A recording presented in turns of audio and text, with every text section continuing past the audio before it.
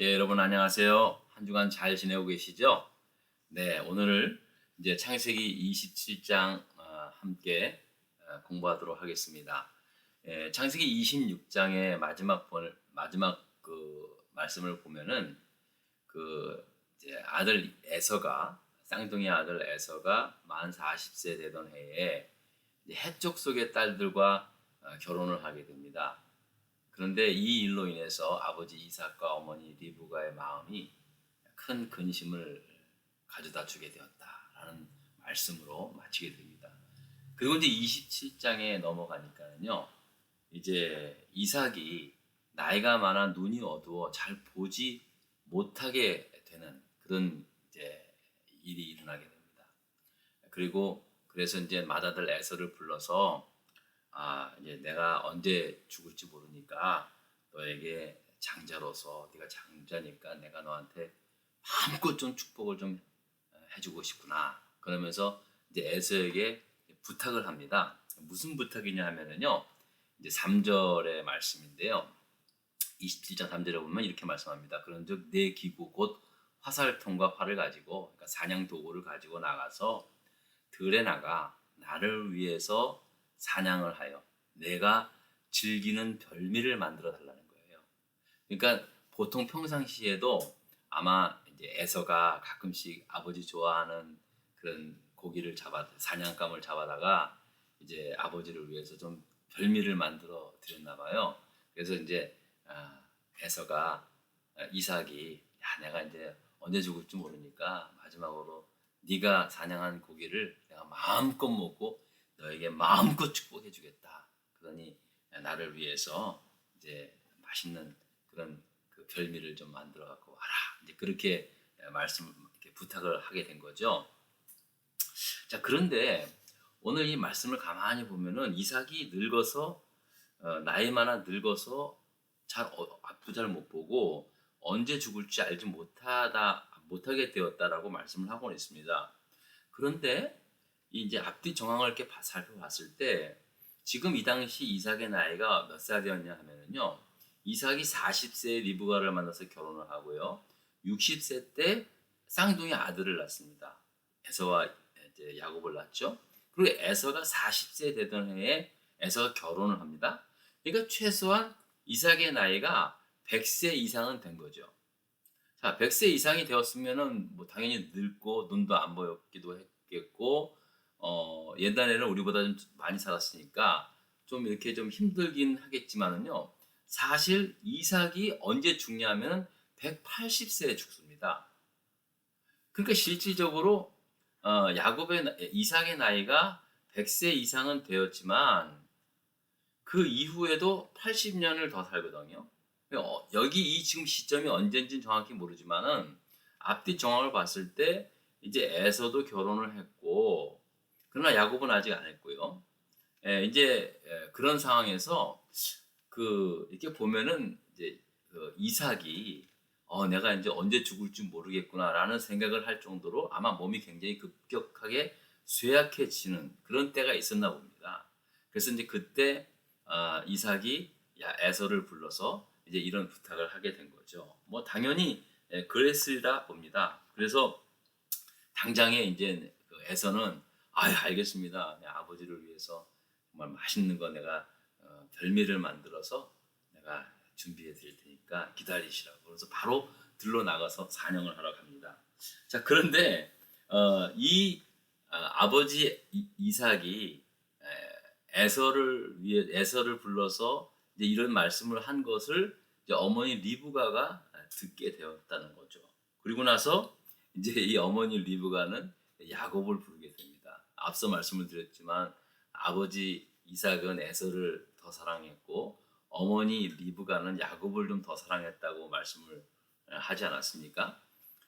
뭐 특별한 이유야 제가 이 정도 그래서 그랬지 않았는가라고 말씀을 드렸지만 뭐 특별한 이유는 사실 성경은 없습니다. 하지만 어쨌든 간에 이 문제가 이제 이 부모님들의 이 편에 그 따로따로 이렇게 자식 사랑이 이제 나중에 이제 형제들 간의 불화로 이어지게 되는 거죠. 자, 이 문제를 이제 어머니가 그냥 모른 척했으면 사실은 뭐 그냥 이런 역사는 나타나지 않았을 텐데 어머니 리브가가 사랑하는 아들 야곱에게 말을 합니다. 그러면서 이제 어머니 리브가가 이를 꾸밉니다. 자, 7번에 어머니 리브가와 야곱이 꾸민 일은 무엇입니까? 라고 이제 제가 질문을 던졌는데요. 8절서부터 10절까지 자, 어떤 일들을 이들이 꾸몄는가 한번 좀 말씀을 보겠습니다.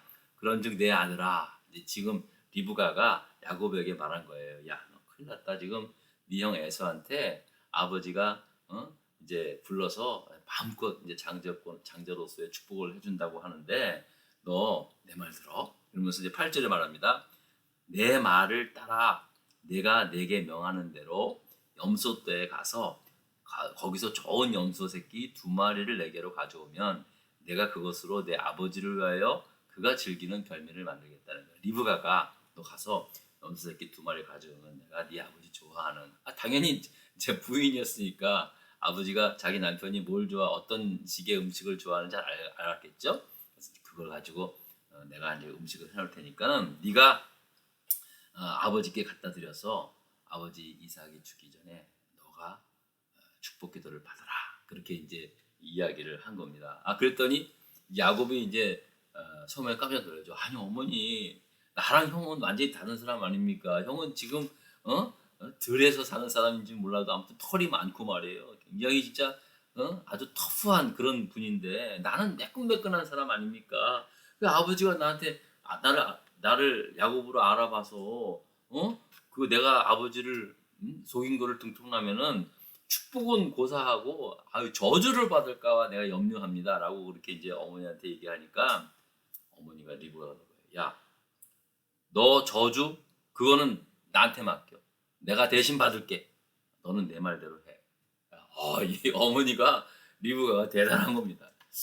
이 아무튼 제가 몇 번 말씀을 드렸지만 사라도 보통 여장부가 아니었지만 리브가도 시어머니 사라보다 더하면 더했지 못하지 않는 그런 아주 보통 여자분이 아니었음을 이제 알게 됩니다. 자, 그래서 이제 15절서부터 또 봅니다. 자, 리브가가 봅니다. 15절에 있습니다. 리브가가 집 안 자기에게 있는 그의 맏아들 에서의 좋은 의복을 가져다가 자, 이제 야곱이 형하고 나하고는 지금 나는 지금 매끈매끈 털도 없는데 형은 털도 많이 있지 않습니까? 아버지가 나를 붙잡고 축복기도 하다 보면은 나가 분명히 야곱인지 알아볼 텐데 어떡합니까? 라고 했잖아요. 그래서 어머니 리브가가 집안에 이제 혹시 아들이 입던 옷 있는가 해가지고 찾아서 제일 좋은 옷으로 이제 야곱에게 이제 입힌 거예요. 그러니까 지금 형을 처음에 속인 건 야곱이었지만 두 번째 아버지 이삭을 속이는 거는요 리브가가 앞장서서 이 일을 하는 거예요. 어머니 리브가가. 자, 그러면서 이제 16절에 또 나갑니다. 염소 새끼 가죽을 그의 손과 목에 매끈매끈한 곳에 입히고 자, 손과 목에 그렇게 이제 염소 새끼 털을 갖다가 이렇게 막 입혔어요. 그리고 난 다음에 이제 그 리브가가 만든 아버지가 좋아하는 별미와 떡을 가져다가 야곱 손에 주어져서 들어가게 합니다. 이게 놀라운 거죠. 그러니까 이제 어머니 리브가는 어쨌든 간에 어머니로서의 판단을 봤을 때 이제 우리 집안에 그 시아버지였던 아브라함에게 약속하신 하나님의 그 약속의 축복을 받기 위해서는 에서보다는 야곱이 나을 거라는 그런 판단을 하게 된 거죠. 그럴 수밖에 없고 그 다음에 또 계속 그런 이유가 정확하게 나타났지는 않지만 일단은 형 에서를 보면은 에서는 부모의 뜻을 거역하고 이방 여인들과 결혼을 하게 되고 그 하나님의 축복과는 점점점 거리가 먼 행동을 하다 보니까 부모로서 특히 어머니로서 그러한 결심을 할 수밖에 없는 상황이죠. 저는 이것이 옳다 나쁘다 이거를 말씀드리는 것이 아닙니다. 어쨌든 간에 결과적으로 봤을 때 이렇게 흘러갔다라는 사실입니다. 이렇게 흘러갔다는 거예요. 우리도 하나님의 말씀을 이렇게 보면서요. 인간적인 눈으로 봤을 때는요, 냉정하게 봤을 땐 어쨌든 속이는 건 나쁜 거잖아요, 그죠? 거짓말은 나쁜 거잖아요. 근데 그런 식으로 보면은 성경을 보는데 굉장히 힘이 들 때가 있어요.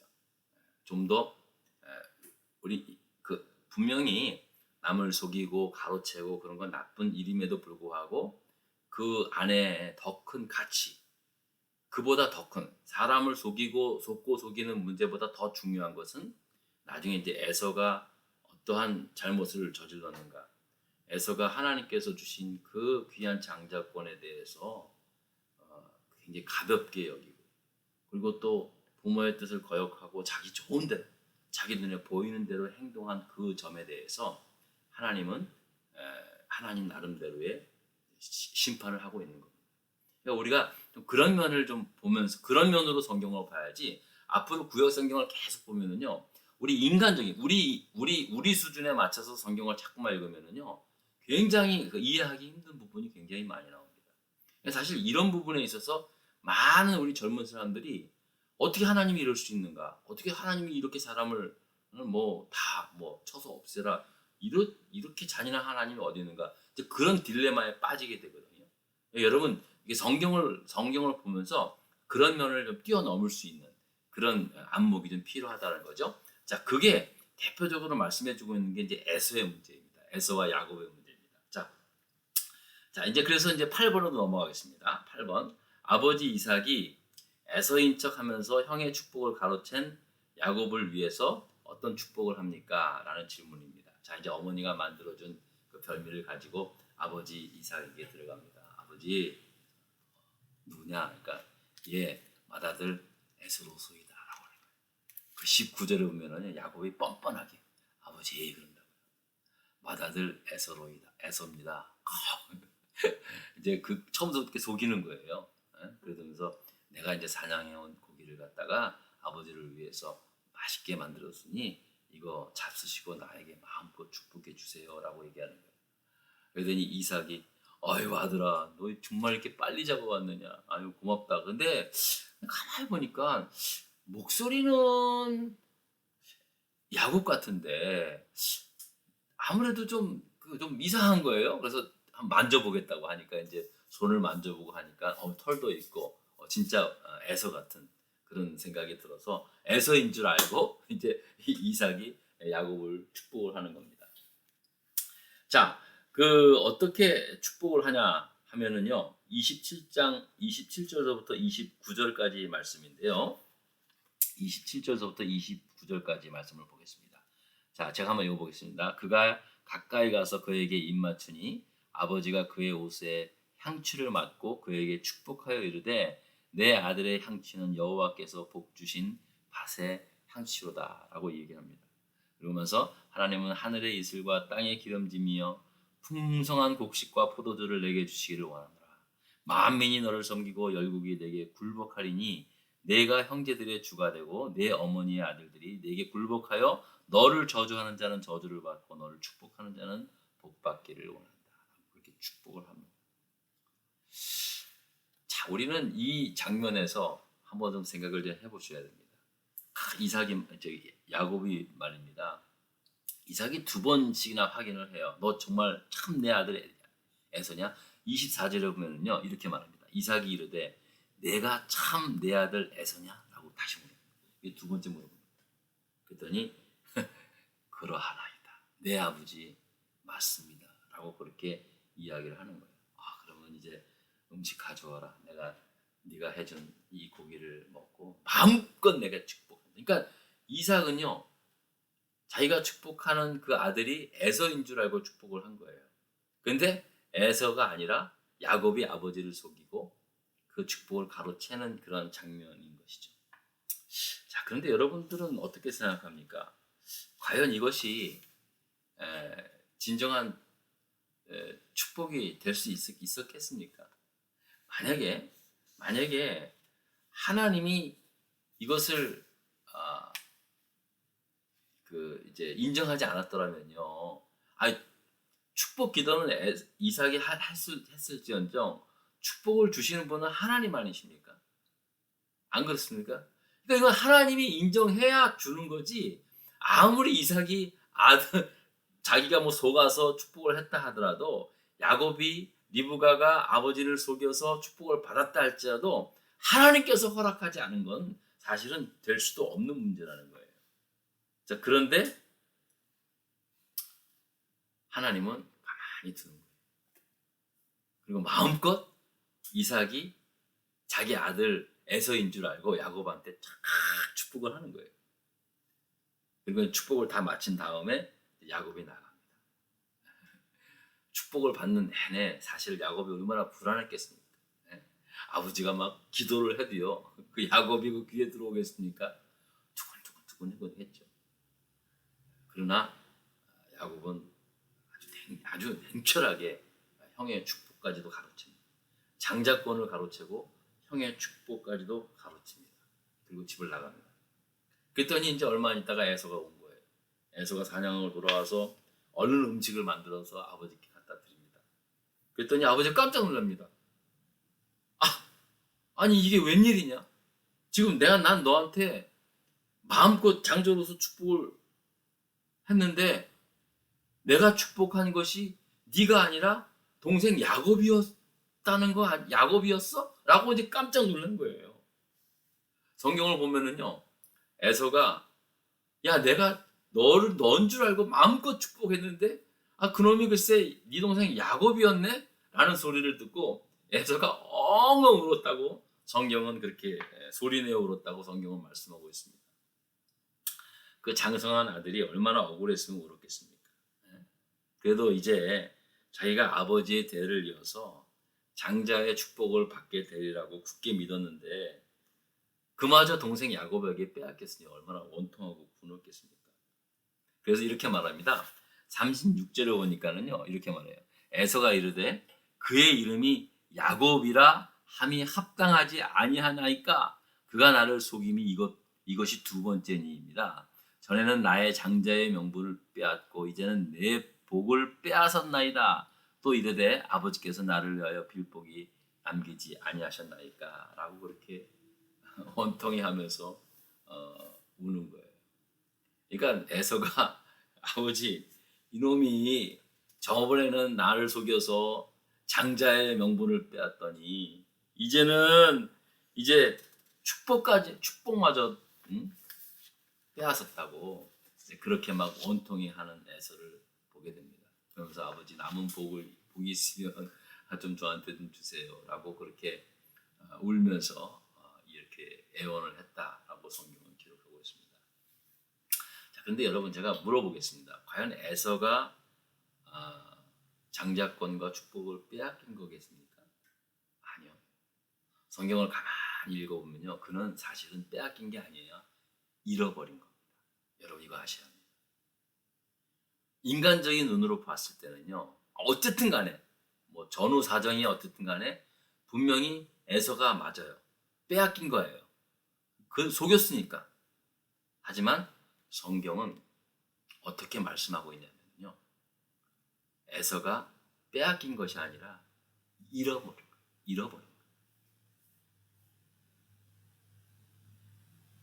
만약에 아까도 말씀을 드렸지만 이건 하나님이 허락하지 않으면 이건 아무리 축복을 해주고 뭐 해줘도 아무리 자기가 팥죽 한 그릇에 뭐 장자권을 뭐 사기를 쳐서 빼앗던 간에 하나님이 그거 인정하지 않으면 아무것도 안 되는 거예요.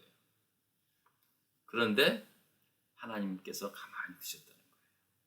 그 이유는 야곱이 형을 속인 것보다 형 에서가 장자의 명분을 너무 가볍게 여기고 결혼도 부모님의 그 원하는 대로 하지도 않고 자기 멋대로 자기 눈에 보이는 대로 그렇게 살아온 결과 그에게는 장자의 그런 관심도 하나님의 축복에 대한 관심도 없었던 것으로 보여지게 되는 겁니다. 그래서 사실 에서는 장자의 명분과 축복을 빼앗긴 게 아니라 잃어버린 거예요. 스스로가. 그러니까 결국은 뭐 빼앗기게 된 거겠죠. 그러나 뺏겼다는 것은 사실은 피해자가 된 거잖아요. 근데 결코 그것이 아니라 그는 그의 살아온 하나님에 대한 그 은혜, 그 축복, 그런 것에 대한 그 자신의 어떤 그 소홀히 여기고 대수롭지도 않게 여기고 중요하게 여기지도 않게 여긴 그 모든 것의 결과가 그렇게 된 것이다 라고 그렇게 성경은 말씀하고 있습니다. 여러분, 그가 만약에 정말로 빼앗겼다고 해도요, 하나님은 도로 찾게 해줄 수 있습니다. 그런 분 아닙니까? 그러나 에서는 자기의 소홀히 여김을 경률이 여김을 것 때문에 잃어버리게 된 겁니다. 저는 다시 한번 말씀을 드리는데요, 에서를 통해서 우리한테 주는 하나님의 메시지가 있습니다. 메시지가 있어요. 그 뭐냐면은 하나님께서 우리에게 주신 믿음, 그 구원, 그리고 주님의 몸된 교회, 직분, 이런 모든 것들, 이런 것들을 절대로 소홀히 여겨서는 안 된다는 거예요. 하나님께서 우리에게 주신 그 은혜, 축복들, 처음에는 굉장히 좋아 보였고 굉장히 감사한 마음도 있었는데, 시간이 흐름에 따라서 마치 내가 잘나서 그랬던 것처럼 그런 식으로 막 생각이 들고, 또 우리에게 가장 소중하게 우리가 여겨야 할 믿음과 그리고 또 주님의 몸된 교회, 이런 것들에 대해서 자꾸 이렇게 소홀히 여기는 마음들을 갖게 되면서 우리도 모르게 에서와 같은 삶을 살아가는 경우들이 종종 보게 됩니다. 저는 저를 통해서도 분명히 그렇게 보았고요. 저도 어저께 이제 이 말씀 준비하면서 그런 회개를 했어요. 하나님, 제가 에서와 같은 그런 삶을 살았던 것, 에서와 같이 생각했고 에서와 같이 행했던 모든 것들 하나님께 회개하겠습니다 라고, 사실은 어저께 또 저도 또 회개 기도도 하고 그랬는데요. 여러분, 우리가 꼭 잊지 마시기 바랍니다. 우리가 에서처럼 될 수 있다는 사실. 성경은 야곱이 참 잘했다 이 얘기를 하고 있는 거예요. 이런 모든 결과적으로 봤을 때 결국은 에서가 자기에게 주어진 그 귀한 장자의 직분이라든지, 그리고 그 하나님, 그 할아버지 아브라함, 아버지 이삭을 통해서 하나님이 약속하시고 또 하나님께서 함께 하신 그 놀라운 그 은혜와 축복들을, 약속들, 언약들을 갖다가 소홀히 여겨 하찮게 여기고 염두에 두지도 않고 지 멋대로 살아간 그 삶의 결과를 사실은 오늘 성경은 더 크게 보고 있다는 사실입니다. 자, 계속해서 다음 시간에 또 이어서 하도록 하겠습니다. 여러분, 늘 조심하시고요. 아무튼 한국에 계신 분들은 오미크론이 세상에 몇십만 명씩 계속 나오고 있는데 건강 조심히 잘 지내시기를 저도 열심히 기도하도록 하겠습니다. 감사합니다.